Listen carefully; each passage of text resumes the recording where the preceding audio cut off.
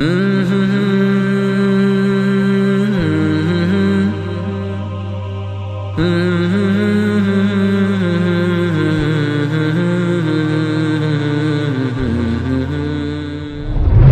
تو نیست، زنی تو نیست، خوش نشوه که توی بچه خاله است و بچه همه است. بانکه اجازه بدم بیازو بندی زنا در خانه.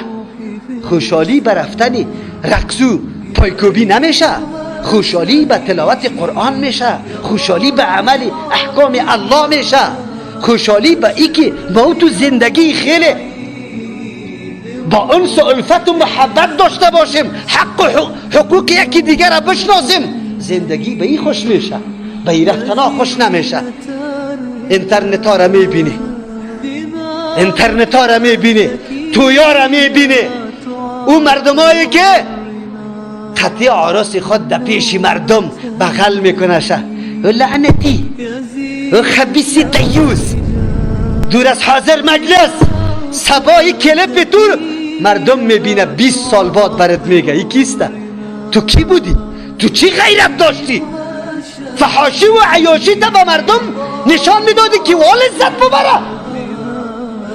ببینی حیا در کجا رفته، غیرت در کجا رفته. اینطور مردم هم پیش الله پیش شده نیست.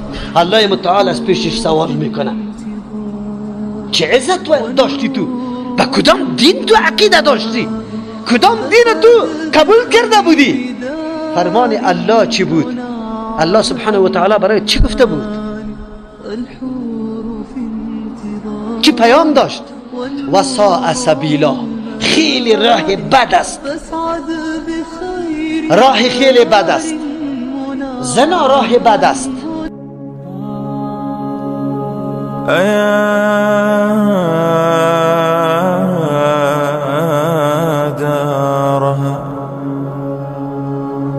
أيا دارها حييت دارا ومن